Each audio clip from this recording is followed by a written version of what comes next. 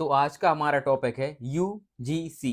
क्योंकि आप आजकल आप फेसबुक पर, इंस्टाग्राम पर, यूट्यूब पर, अखबारों में, न्यूज चैनलों में आप इसी शब्द को बार बार देख रहे होंगे, यूजीसी। ये होता क्या है? तो मैं आपको इसके बारे में आज फुल डिटेल से बताऊंगा कि ये क्या है और ये क्या कार्य करता है। तो चलिए देखते हैं सबसे पहले यूजीसी का फुल फॉर्म क्या है। तो यूजीसी का फुल फॉर्म है यूनिवर्सिटी ग्रांट कमीशन, है ना। इसका मतलब है विश्वविद्यालय अनुदान आयोग। यूजीसी भारत सरकार की एक संस्था है। यूजीसी भारत सरकार की एक संस्था है और ये क्या कार्य करती है तो देखिए आप, यूजीसी के कार्य हैं, पहला, विश्वविद्यालयों की मान्यता देता है। जैसे कि कोई भी कॉलेज हो, यूनिवर्सिटी हो, तो उसको मान्यता कौन देता है? ये यूजीसी देता है।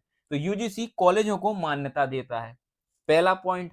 दूसरा, उच्च शिक्षा के नियम बनाता है। यूजीसी जो शिक्षा में नियम होने चाहिए, समानता के अधिकार होने चाहिए, यूजीसी वह नियम बनाता है। तीसरा कार्य है इसका, विश्वविद्यालय को अनुदान फंड देती है।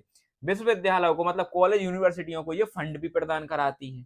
और चौथा है, कॉलेज यूनिवर्सिटी की गुणवत्ता देखती है। मतलब कॉलेज यूनिवर्सिटी को देखती है, उसके नियम देखती है, उसकी क्वालिटी देखती है, यही देखती है।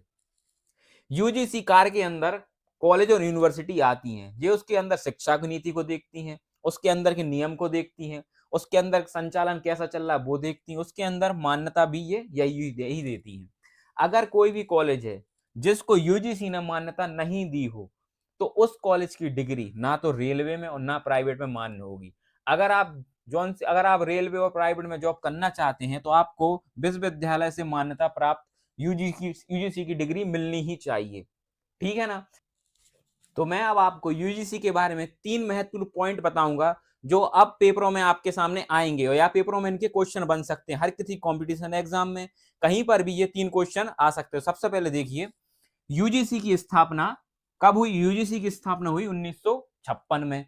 और दूसरा, यूजीसी का मुख्यालय नई दिल्ली में है और यूजीसी शिक्षा मंत्रालय के अंतर्गत कार्य करता है। तो इन तीन पॉइंटों को आप याद कर रखिए, आने वाले कंपटीशन के एग्जामों में ये तीन ऑप्शन कभी भी आ सकते हैं, तीन क्वेश्चन कभी भी आ सकते हैं। तो एक बार इनका स्क्रीनशॉट लीजिए और इनको याद कर लीजिए। तो मिलते हैं अगली क्लास में।